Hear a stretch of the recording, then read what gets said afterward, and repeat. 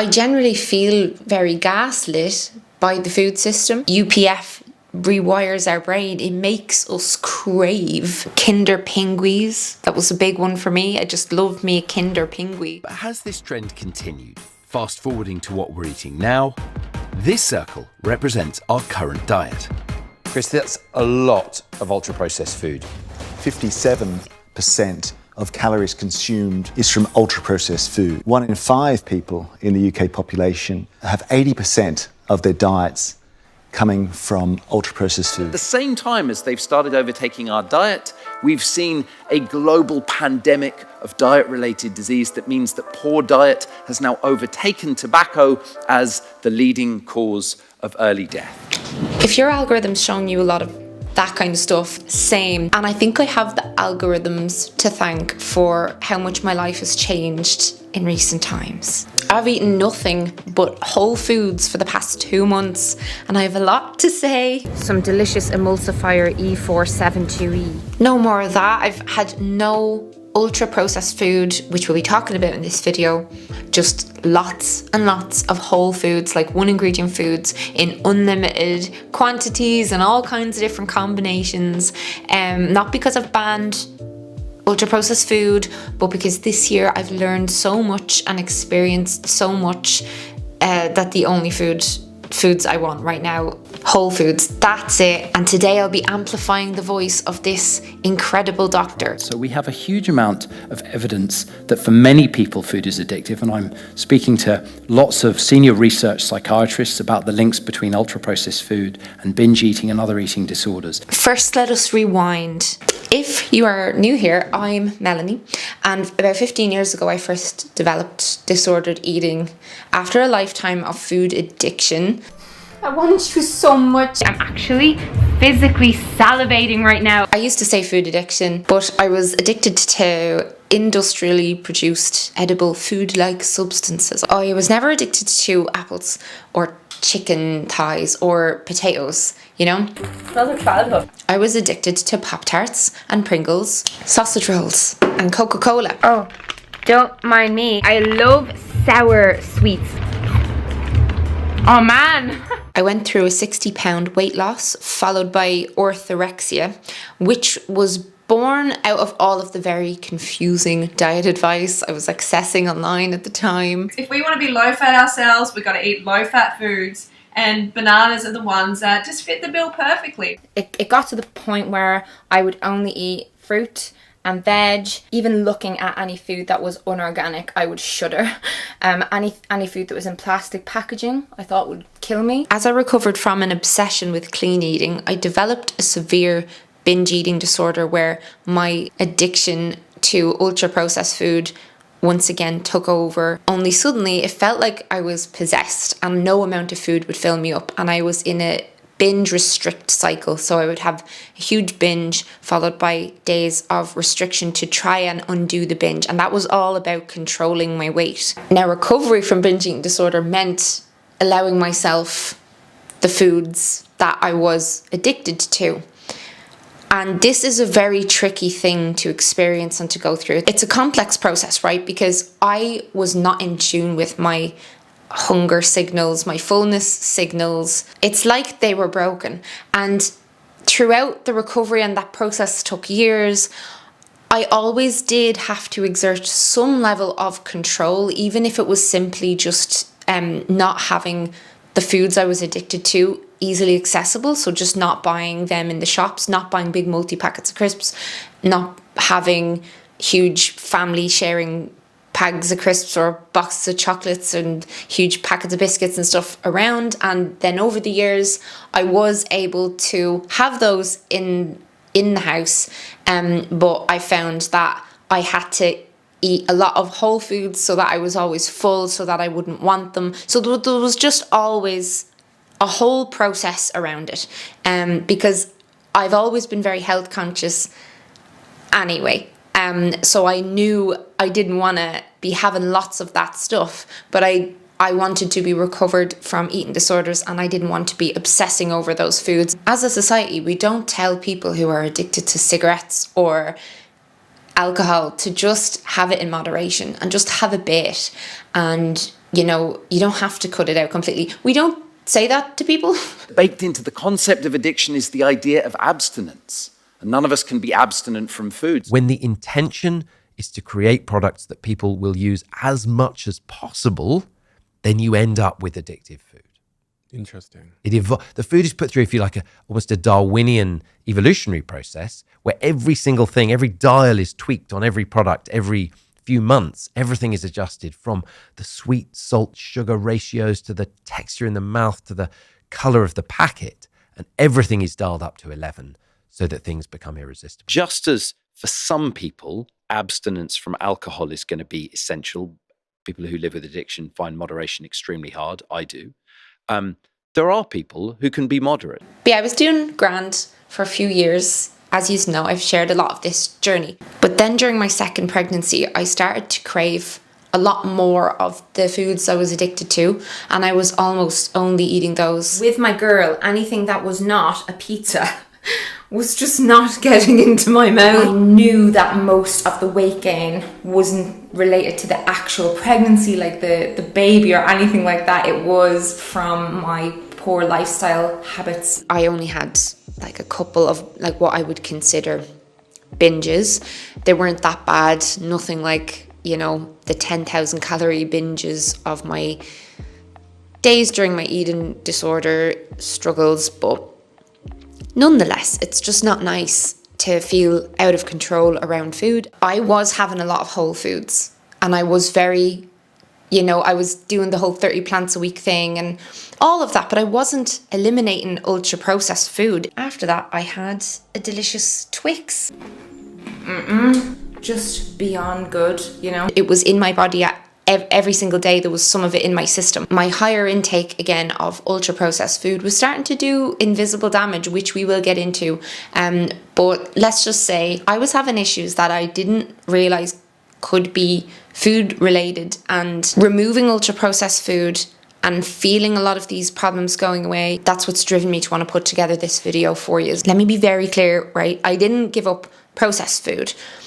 Almost all food is processed to some extent. Like if you make a tomato sauce for pasta from scratch and you used tin of tomatoes and olive oil, like those things aren't in their natural state. Fermenting food, pasteurizing it, freezing it, heating it, juicing it, processing is fine. Since we first cut a chunk of meat off a mammoth and we started cooking probably over 1 million years ago, that is food processing. And we've been pounding and grinding and extracting and salting and smoking. Plain yogurt, nothing added, nothing, changed, is processed, because you're mixing a basic ingredient with microbes. You're actually creating something. That's processing. We little humans have been doing those things for a very, very long time, and our bodies are used to that.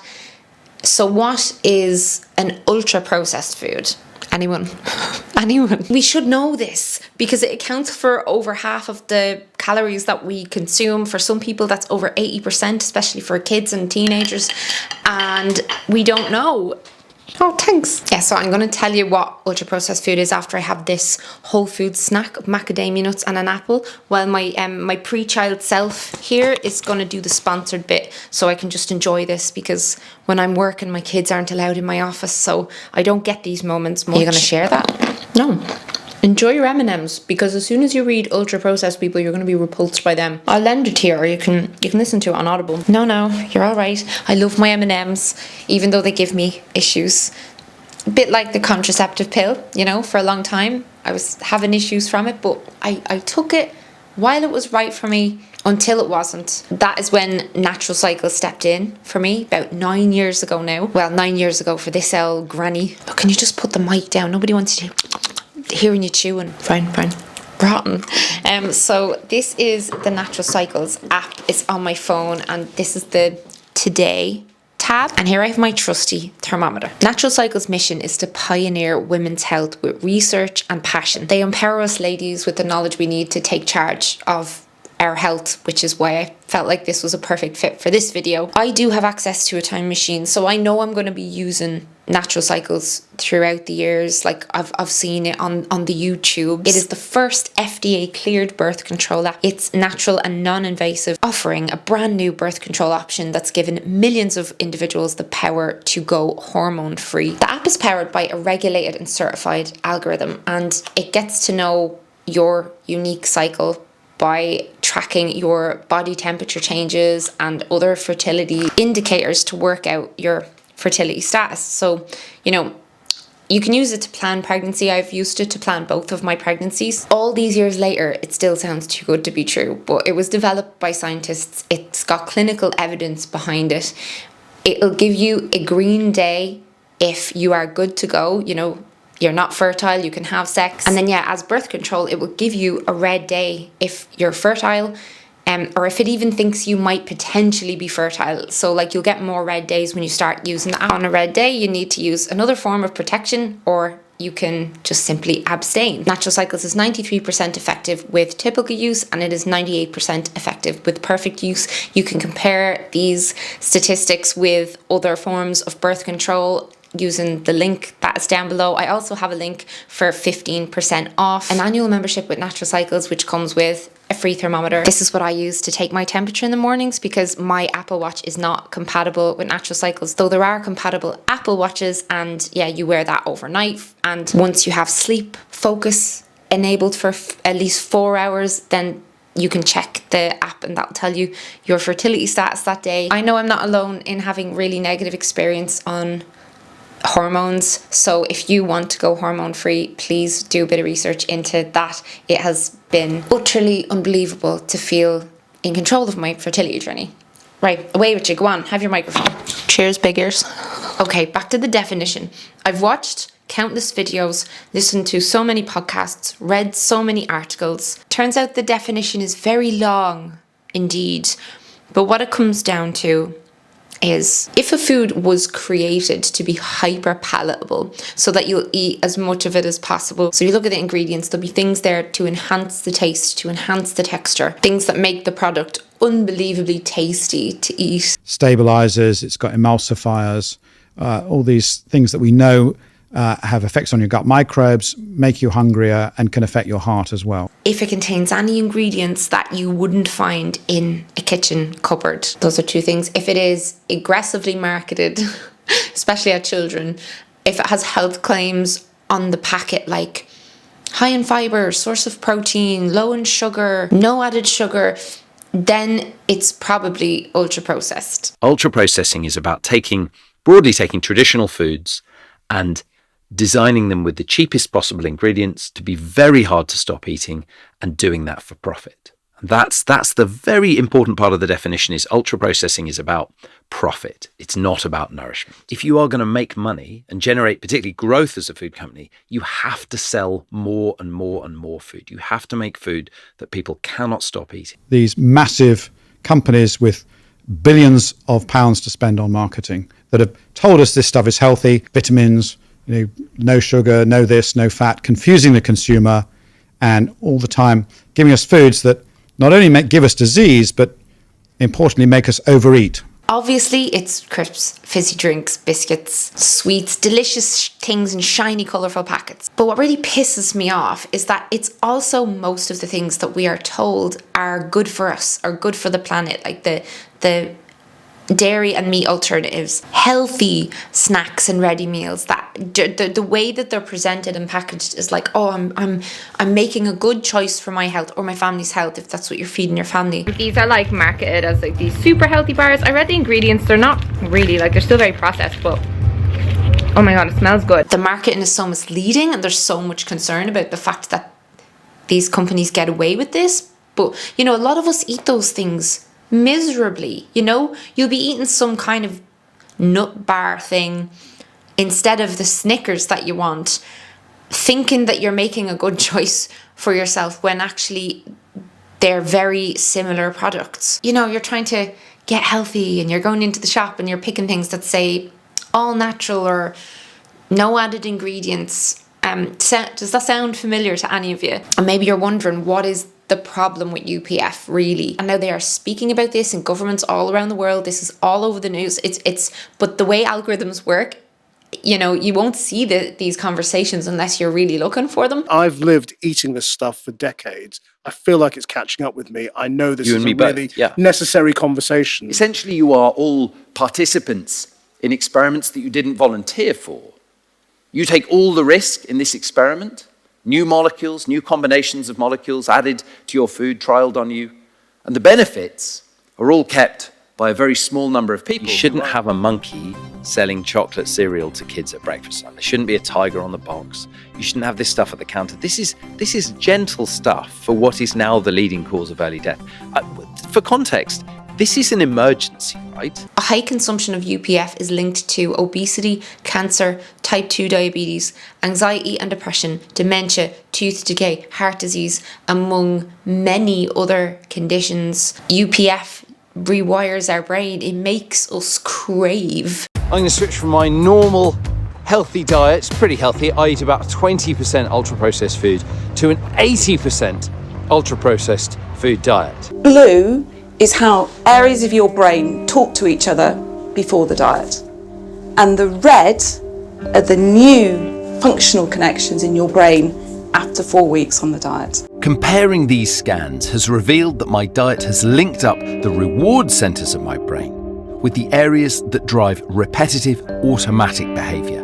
It literally cuts us off from being in touch with our own hunger and fullness signals. A small amount of people are lying in their pockets, while many of us eat our way to death. I grew up believing that shops, like if you go into a shop, there's nothing in there here that can harm me. Like if it can harm me, there'd be a big warning label on the front, like on cigarettes that came in during my lifetime. And like, you know, they've got bleach, they've got all sorts of stuff in the shops. But now in certain countries, they are starting to label UPF with like big black hexagons on the packets. There's an example of the kind of policies we need. And in Argentina, the label is bigger than the logo. For a long time, all we've ever really spoken about is, you know, protein, fiber, sugar, salt, fat. Never has the conversation been about the actual processing. Scientists are only discovering now that the processing of the food actually really does matter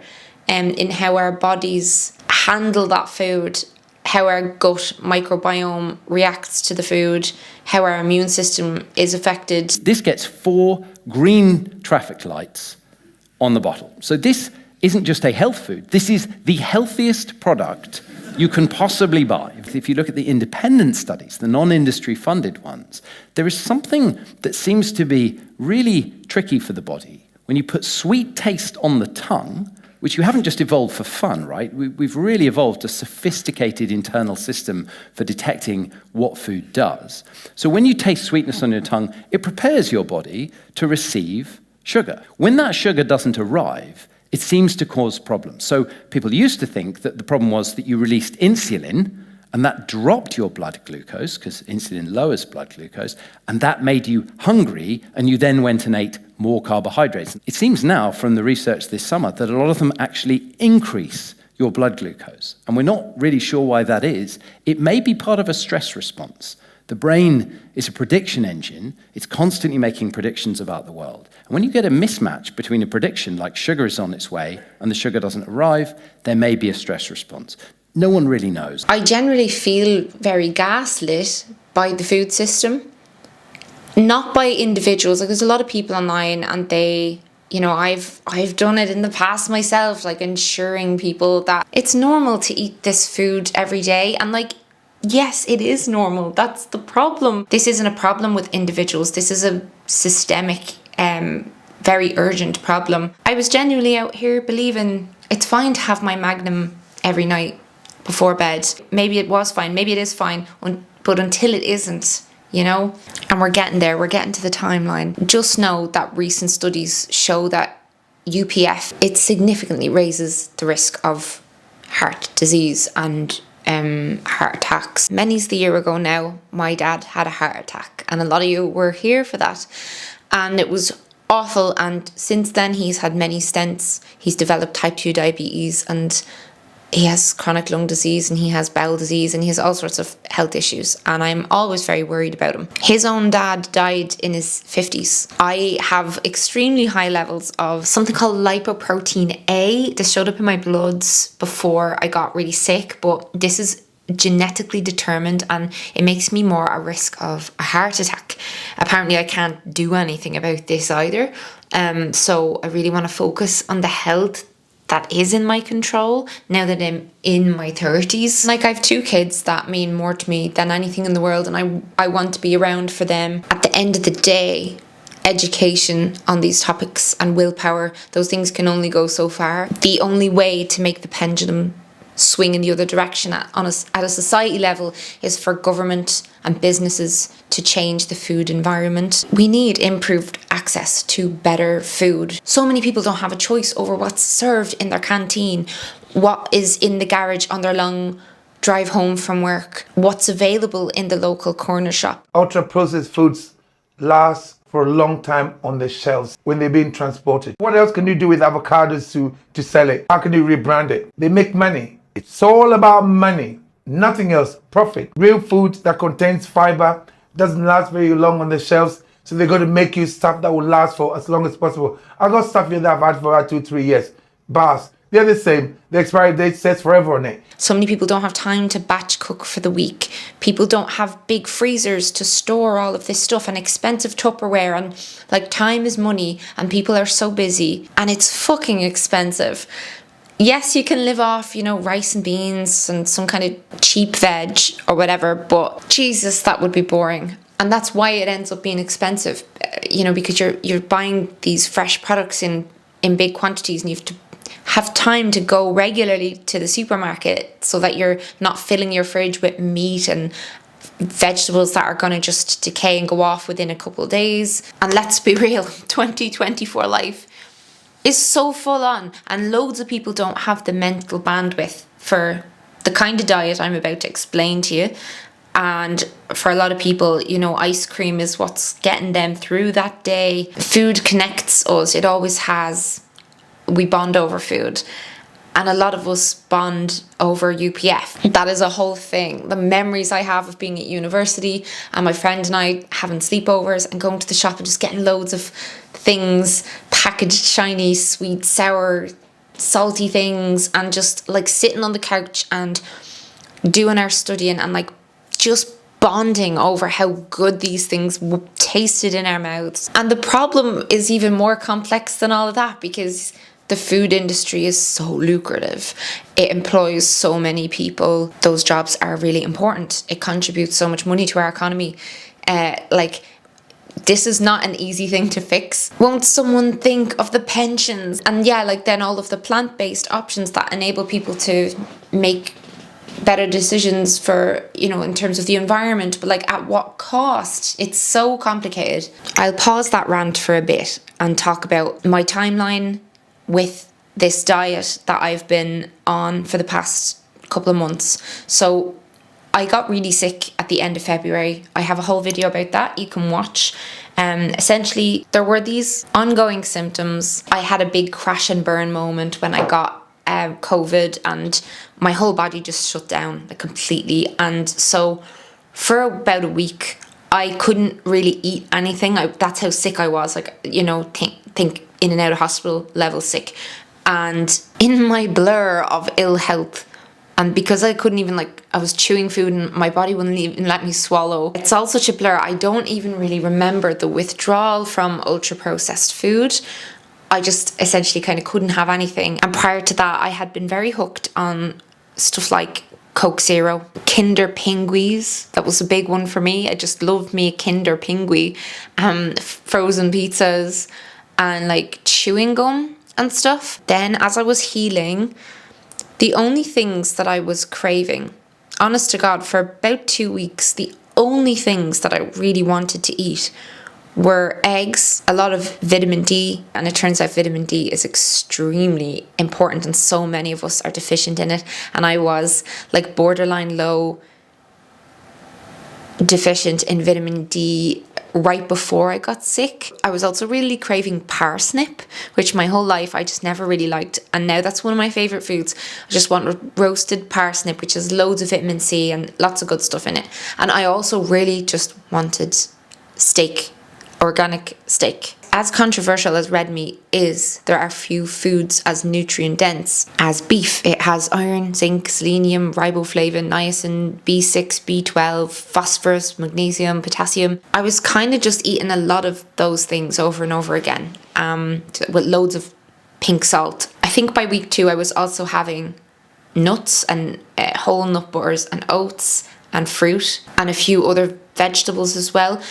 I was having no coffee and no dairy at this stage. Just very plain whole foods. I felt like I was being so nourished, like it was like my dead granny was just hugging me and feeding me like the stews she used to make on a Sunday. Like I was having a lot of bone broth. And after a few days, I just noticed I was starting to feel really different, and not just different in a like, oh, I feel better from my sickness kind of way. And yeah, the first main thing was that it was like this kind of brain fog veil was like lifted away, and that has been there for a few years. I think since I had my first child, to be honest with you, and I didn't even know it was there until it was gone, that kind of thing. I noticed suddenly a lot of less aching in my joints, less pains in muscles that I thought were just part of being older. Like I thought they were just constantly there, and I was really, really stiff all the time. Like Thomas would constantly have to be like giving me these intense massages. All this like stiffness and pain and stuff like that was gone quite quickly. Like when I'd wake up in the morning, I'd be like awake. You know, normally I'd be like lying there for ages trying to like wake myself up, trying to open my eyes, stretching. Like I just did not want to get out of that bed. Like I just couldn't wake myself up, and I was dying for a cup of coffee. Insomnia that I'd been having for a good 1.5 years was gone. I had so much trouble falling asleep, and when I would wake up to pee at night, that was another thing. I was pissing all the time, pissing all night. Like that stopped. I stopped having issues with getting back to sleep, with falling asleep. My energy became really stable. Like normally I'd have these kind of peaks and crashes all day. That was gone. My skin looked amazing. I lost loads of weight very quickly. Like I lost some weight when I wasn't really eating, when I was like sick, literally around 10 pounds. But when I started eating again, and I was eating unlimited quantities of this food, like so much of it, and I was losing more weight. Like I think I lost nearly another 10 pounds since then, and it's just continually, just very slowly, like it's like inflammation is going or something. I don't know, but my mood has been more stable. I've been able to taper off the medication I was put on for nerve pain and anxiety. I was put on quite an intense like medication, which I didn't want to have to stay on that, but just everything, like my digestion was already really good. Like, you know, I'd be doing a poo every day and stuff, but now I'm doing 2 poos a day. I've regained my ability to, you know, go for fast walks, and I'm doing yoga and all this kind of stuff that, like, after my COVID, I was just in bits. I couldn't even clean the kitchen without getting out of breath. I was that sick. So my interest in this way of eating kind of spiked, even though at the time it felt like a temporary thing to just get myself feeling better.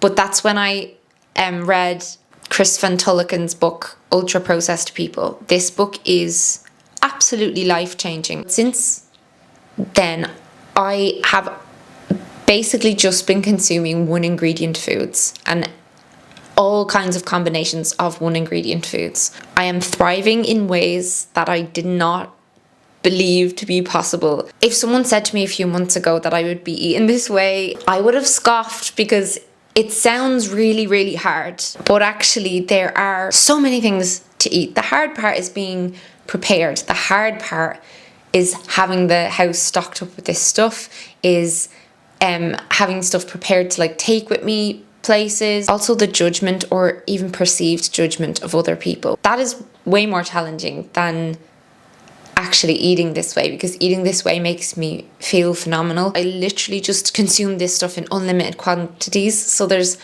all fresh fruit. Think about how many fresh, frozen and dried fruits and veg there are. I eat a lot of eggs, I eat a lot of nuts, nut butters, seeds. I can have milk. I avoid milk because I've always had kind of like lactose issues, but I do eat some cheeses, butter, cream, kefir, natural and Greek yogurt, all fresh meat, fresh fish, smoked salmon. I have organic smoked salmon, whole grains like oats and wild rice. You can have flour, you can make bread. I make bread with porridge and yogurt. I have a porridge bread recipe reel on my Instagram. Then there's legumes like lentils, chickpeas, mushrooms, herbs, spices, oils, so like olive oil, coconut oil. I actually eat a mountain of olives every day nearly, and honey, maple syrup, sugar, salt, vinegar, coffee, tea, literally just unlimited quantities. I never ever am thinking I shouldn't have more than one chicken breast with skin on, because like one is a serving. Like I literally just make a bunch of food all the time. I'll eat until I'm full, and then I'll keep that food and have that for the next meal, and it has simplified my life so much. My taste buds feel like they've changed. Like the one of you sent me a recipe for like where you bake a banana with almond butter and cinnamon, and like that tasted like the finest restaurant dessert to me. I can't believe how good a sweet potato brownie tastes to me. Someone messaged me on Instagram saying that I'm only eating this way to like control my weight or whatever, and like not in a million years would something so stupid make me eat this way, when it's like a big choice to make in your life. And I've done so much work on myself, my relationship with my body. Like you guys have all seen me, my bare feckin' arse out and everything, in like a weight 20 pounds above what I am now. Like I weigh what I weighed in college again now, and the only benefit from that is that my old clothes fit me again. Like my husband has not commented on it. He doesn't care about how I look. He loves me for me, and like he's the only person that I would be concerned about how they feel about my body, other than like myself. And I have other insecurities now with this smaller body, saggier boobs, the wrinkly skin on my belly is a bit more visible, like my face without makeup on, I'm concerned that I look a little bit older. Yeah, I've less bum, I've less boobs. Like it's not about that. It's about the feeling, how I feel. I feel so healthy. I feel healthier than I have in maybe 10 years. When you're young, like living life on the edge, it's appealing, you'd be going on these mad benders, and like you'd be trying different drugs at parties and staying up for a few nights in a row. When I'd be stressed during an exam, I'd just go to the shop and buy loads of different packets of bars of chocolates and crisps, and I just didn't think about the long-term effects really, because that's later, that's down the line. But when I think about when I was 15, like that in ways feels like yesterday. Like I can remember so much from like 15, 16. Like that was like coming up on 20 years ago for me.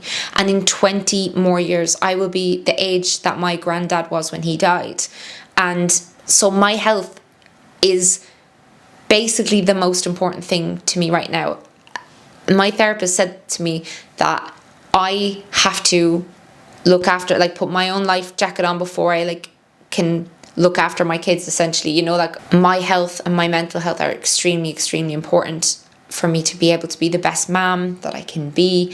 And for me because like without your health, life is so hard, and there's a lot of elements of health that are just out of our control. Someone might crash into you and never be able to walk again. All sorts of things someone might throw a dart in your eye and you'd be blind. But like the elements of your health that are in your control become all the more important then.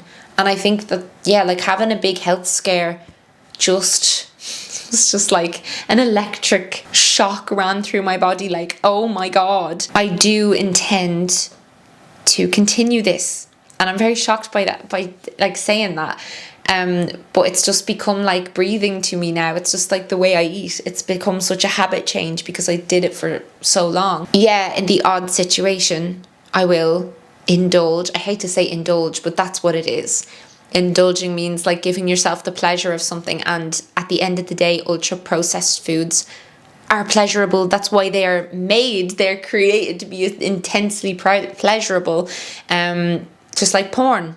And there's nothing wrong with a bit of porn. It's not like I'm like banning them from my life. You know, like we get HelloFresh and we pick meals that don't have any UPF at all in them. But the odd meal from HelloFresh that is on their website, it might have like a sachet, and in the sachet there might be like a couple of those like, you know, ingredients, additives, emulsifiers or whatever. And you know, sometimes I might just go, oh, I'm just gonna have that anyway. But yeah, like I've wanted this period of time to just see really like what it would do for my health, and I just feel like a tree that is getting the right conditions in order to grow and flourish and have the loveliest leaves. Like that's what it feels like. If watching this video sends you down an educational rabbit hole, that will be great. But what we all really need is better access to cheaper, healthy, real food. Making your food from scratch, cooking, that needs to be made sexy again, but we also need to make it possible for people to be actually able to even choose it in the first place. And for that,